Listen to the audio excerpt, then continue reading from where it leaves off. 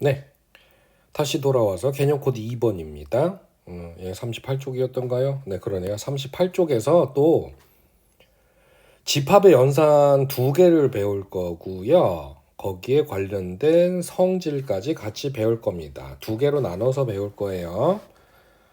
제목 먼저 볼까요? 개념 코드 2. 얘도 합집합, 교집합 배웠던 거 기억나시죠? 그것처럼 차집합, 여집합. 이것도 집합을 계산하는 방법인데 그 계산한 결과도 집합이다. 차집합이라는 게 있다. 그럼 집합을 계산하는 방법, 그 방법대로 계산해서 나온 결과 차집합이 생긴다. 여집합이 있다. 이게 뭔지를 하나하나씩 배워볼 건데요. 이름 먼저 우리 분석해 볼까요? 차. 여러분 한자 자신 있으세요? 저는 자신 없어요. 근데 어쨌든 요 정도 알죠. 차. 뺀다라는 뜻이죠. 그리고 그러니까 집합끼리 뭘 빼나 봐. 그걸 이제 배워볼 거고요. 여집합. 여기서 여는 뭘까요? 뭐 여자 뭐 이런 것도 있지만 여기서는 남다. 여분의 식량을 비축한다 뭐 이런 말 들어보셨어요? 그때 여가 뭐 남는 거. 아 그럼 무슨 집합에 남는 거? 뭐? 무슨 말이지? 어쨌든 요런 뉘앙스로 일단 알아두시고 우리가 정확한 개념을 배워보죠. 첫 번째 차집합부터요. 차집합 뭘 뺀다라는 거잖아요. 집합을 뺀다. 그러면 얘도 집합을 빼려고 그러면 최소한 집합이 몇 개는 있어야 돼요? 두 개는 있어야 돼요. 그래서 두 집합 A, B에 대하여 A, B에 대하여 자 여기만 읽어볼게요. A의 원소에서 B의 원소를 제외한 제외한다는 게 빼란 얘기죠. 그 집합을 A에 대한 B의 차집합이라고 하는데 요 용어는 몰라도 돼요. 그러니까 A의 원소에서 B의 원소를 뺀 거를 A 빼기 B A 차집합 B 이렇게 나타낸다. 그러니까 쉽게 말하면 뭐냐면요. 야 A에서 나는 요거를 저는 이제 오프라인 수업을 할 때 아이들한테 이렇게도 설명을 해요. 그럼 저희 애들은 바로 알아듣더라고요. A 빼기 B는 순수한 A만의 원소를 구하는 집합이다 라고 얘기하면 여러분들도 감 오시죠? 순수한 A만의 집합? A만의 원소를 가진 집합? 그러니까 여기 보세요. A의 원소에서 B의 원소, B와 겹치는 원소를 빼래. 그러니까 B하고 겹치는 양쪽에 양다리 걸친 애를 다 없애버려 이런 거죠. 그거를 A 빼기 B로 나타내고 이걸 기호로 하면요. A 차집합 B는요. X가 원소인데 그쵸? 조건제시법 읽는 방법 아시죠? A 차집합 B라고 하는 집합은 X가 원소인데 그 X의 정체는 뭐냐? A에는 속하는데 B에는 속하지 않는 그러니까 뭐예요? B하고 겹치는 원소를 제외한 집합이란 얘기죠. 됐습니까? 옆에 벤 다이어그램 볼까요? 아니면 제가 새로 그려볼게요. 벤 다이어그램 A, B를 또 이렇게 적당히 걸치게 할 수 있죠. 근데 A는 어디를 나타내는 거냐면 여기와 여기 둘 다를 나타내는 여기를 나타내는 겁니다. 근데 벤 다이어그램에서 차집합이라고 하는 것은 어디 여기 B하고 겹치는 요 부분을 너 필요 없어. 여기를 얘기하는 거야. 여기 순수한 A만의 부분 여기 A 차집합 B 이렇게 쓰면 된다라는 이렇게 생각하면 된다라는 겁니다. 그럼 반대로 B 빼기 A는 뭘까요? B 빼기 A 뭐 용어는 B에 대한 A의 차집합 이렇게 나타내 이렇게 하는데 뭐 이거 읽는 거는 몰라도 돼요 여러분. 뭘 알면 좋지만 알면 유식해 보입니다. 근데 이거의 뜻은 뭐예요 그러면 거꾸로 하면 B의 원소에서 A랑 겹치는 걸 뺀 순수한 B의 집합이구나. 즉 B에 속하고 A에 속하지 않는 원소로 이루어진 집합 요거를 조건제시법으로 이용하면 나타내면 이렇게 된다라는 거죠. 그럼 벤 다이어그램 상황에서 어디 얘기하는 거야? 순수한 B 요 부분 얘기하는 거죠. 그쵸? 여기서 B 차집합 A 됐죠. 그래서 예시에 여기에 A 차집합 B, B 차집합 A 벤 다이어그램을 이용해서 나타내는 거 아주 쉬우니까 한번 정리해 보시고요. 자, 그 다음에 여집합이라는 게 있어요. 그죠? 차집합은 쉬웠죠. 생각보다 쉽죠. 문제도 차집합의 기본 문제 되게 쉽습니다. 네, 겹치는 거 그냥 잘 빼주면 되는 거예요. 자, 그럼 여집합은 뭐 아까 좀 애매했죠. 남은 집합? 남은 집합? 그쵸? 자, 그래서 여집합을 공부하기 전에 개념 하나를 추가를 해야 됩니다. 전체 집합이라는 걸 알아야 돼요. 전체. 이것도 여기 명칭 보세요. 집합은 집합인데 전체라고 그러면 뭔가를 막 다 아우르고 모든 걸 다 포함할 것 같은 되게 막 넓은 바다와 같은 막 이런 게 생각이 나지 않아요? 그죠? 근데 이건 좀 오버한 거고, 그죠? 수학 선생님은 엄밀하게 얘기하죠. 이거 뭐 바다와 같은 이런 건 이제 국어 선생님들이 하는 표현입니다. 좋지 않아요? 수학 선생으로서 좋지 않다는 얘기입니다. 국어 선생님이 이상하다는 게 아니고요. 그럼 전체 집합은 뭐냐? 예를 들어서 이런 식으로 쓰는 거예요. 여기에 A, B의 전체 집합 이런 식으로 누구의 전체 집합 이런 식으로 많이 씁니다. 근데 그럼 A, B의 전체 집합이란 무슨 의미냐면 집합 A라는 놈이 있고 B라는 놈이 있을 거 아니에요. 그래서 A와 B를 모두 포함하는 더 큰 범위의 집합이 있으면 걔를 전체 집합이라고 하는 거예요. 예를 들면 여기 얘는 좀 이따 할게요. 그러니까 쉽게 말하면 뭐? 지금 내가 갖고 놀아야 되는 집합이 뭐 이렇게 A, B가 있어요. 뭐 C가 있을 더 있을 수도 있고 어쨌든 내가 계산을 해야 되고 갖고 장난쳐야 되는 집합이 여러 개 있으면 그 집합들을 모두 포함하는 걔네를 더 품어줄 수 있는 더 큰 범위의 집합을 하나를 만들면 걔를 A와 B의 전체 집합이라고 하고요. 이걸 기호로 U라고 나타냅니다. 그래서 U는 A도 포함하고요. 그쵸? B도 포함하고. 그래서 걔가 전체 집합. 그럼 쌤, 전체 집합은 어떻게 만들어요? 뭐 궁금한 사람은 없을 수도 있겠지만 보통 전체 집합은 그렇게 중요하진 않습니다. 왜? 문제 같은 데서 전체 집합은 이미 문제를 낸 사람이 만들어 놓고 시작을 하거든요. 그렇지만 의미는 생각을 해보자고요. 예를 들어 볼게요. A는 이런 집합입니다. B는 이런 집합입니다.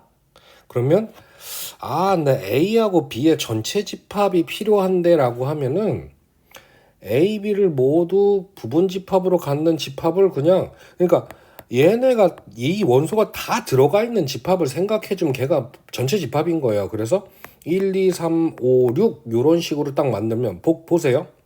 1, 2, 3, 5, 6이니까 U에 A가 U의 부분 집합이 되고요. B도 U의 부분 집합이 되니까 요때 요런 U를 전체 집합이라 하는 거예요. 그럼 전체 집합을 굳이 만드는 법칙 이런 건 없어요. 뭐 그냥 주어진 집합들을 모두 포함하는 집합이 있으면 걔를 전체 집합이라고 부르면 되는데 여러분이 고민할 필요는 없다. 문제에서 제시가 된다. 그럼 전체 집합의 의미는 뭐냐면요. 전체 집합은 집합을 계산할 때 경계선을 정해주는 역할을 한다고. 얘가 전체 집합 경계선이에요. 이 안에서만 놀아. 이 안에서만 놀아. 이걸 벗어나는 건 넌 생각할 필요가 없어. 라고 하는 경계선을 지정해주는 역할을 한다고 생각하면 돼요. 그러니까 중요하진 않습니다. 그러니까 이 안에서 놀아. 이렇게 되는 거죠. 됐습니까? 그래서 전체 집합을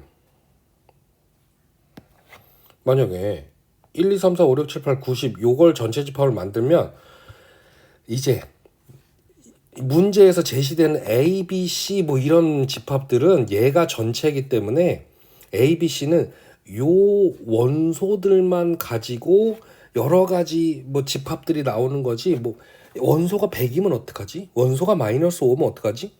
전체 얘가 생각해야 될 세상을 요렇게 한계를 정해놨는데 그걸 벗어나는 걸 생각할 필요가 없다고요. 됐습니까?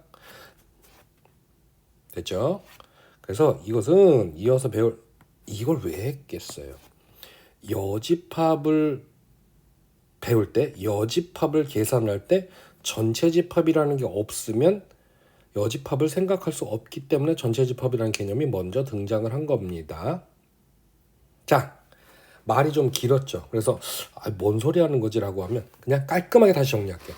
전체 집합은 문제를 만든 놈이 정해준다.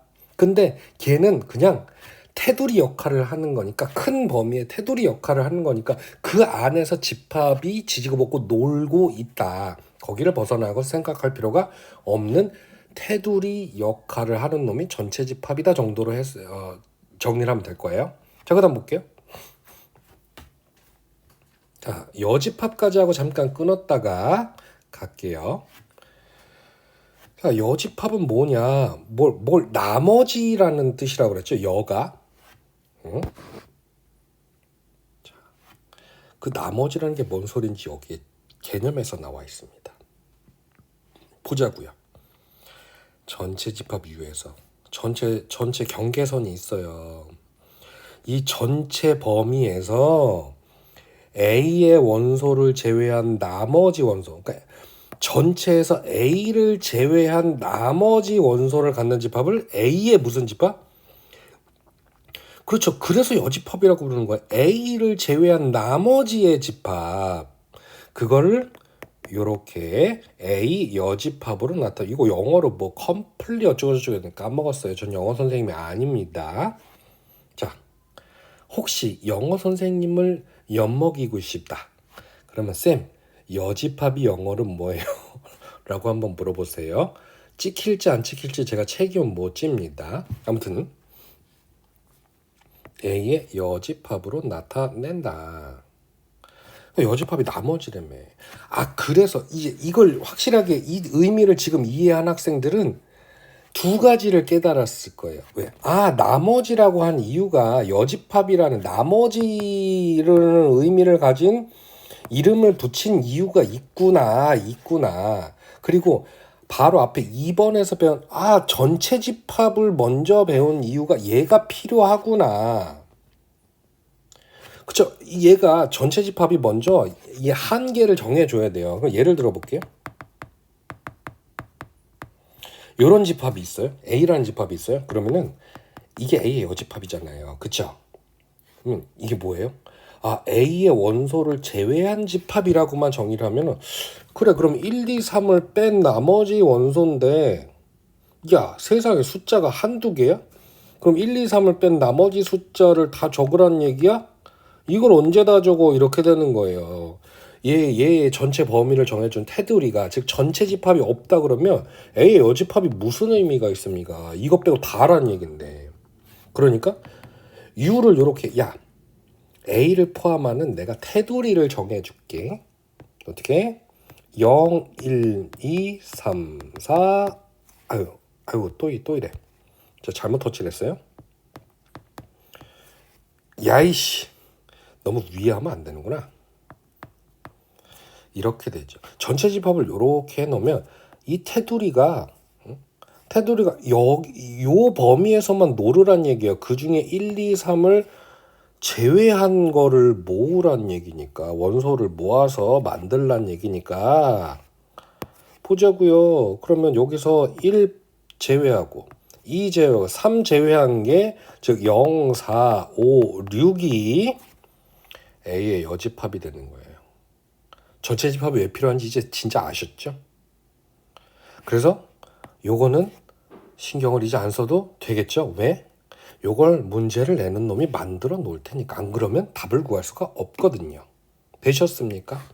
그래서 자, 요런 것도 한번 해보세요. 전체 집합이 이렇게 큰 테두리가 이렇게, 전체 집합은 얘가 테두리야 라는 걸 좀 강조하기 위해서 보통 벤 다이어그램 집합은 둥글둥글한 게 그리잖아요. 얘는 좀 네모 반듯하게 그리는 편입니다. 그래서 얘가 여기가 전체가 A, B가 알고 있는 세상의 전부구나, 테두리구나. 라고 해놓고 여기다가 벤 다이어그램을 그린 다음에 이제 A의 여집합은 벤 다이어그램에서 의미하는 게 뭡니까? 그러니까 요렇게 한번 해볼게요. 요렇게 그냥 이 그림으로 말해볼게요. A의 여집합은 어디를 얘기하는 거예요? A를 제외한 나머지 부분, 그러니까 A를 제외한 나머지 바깥 부분에 색칠된 요 부분이 A의 여집합에 해당하는 부분입니다. 그럼 B의 여집합은 뭐겠어요? 다른 색으로 한번 해볼까요? B의 여집합은 B를 제외한 요 부분이 되겠죠. 요 부분. 그러면 벤 다이어그램의 각 영역에 이렇게 원소를 체크를 해놓고 내가 원하는 B의 여집합은 어느 부분에 있는 것들 원소를 고르면 되겠다. 그럼 얘가 이렇게 되는 거죠. 되셨습니까? 집합의 연산 지금까지 집합의 연산만 하면 4개 배웠어요. 뭐 배우셨죠? 여러분들 요거 스스로 요거 떠올려서 얘기할 수 있어야 돼요. 뭔 집합, 뭔 집합, 뭔 집합, 뭔 집합. 합집합, 교집합. 그러면 제목을 떠올리면 동시에 그걸 어떻게 하는 거였지까지 떠올리셔야 돼요. 합집합, 교집합, 오늘 배운 뭐? 차집합, 여집합. 근데 여집합을 알기 위해서는 무슨 집합도 알아야 된다? 전체 집합도 알아야 되더라. 정리되셨죠? 자, 아직 우리 38페이지 안 끝났습니다. 근데 이 드모르간의 법칙은 중요하고 잘 나오기 때문에 따로 이어서 짧게라도 따로 설명을 드릴게요. 일단 이번 강의 여기까지 하겠습니다.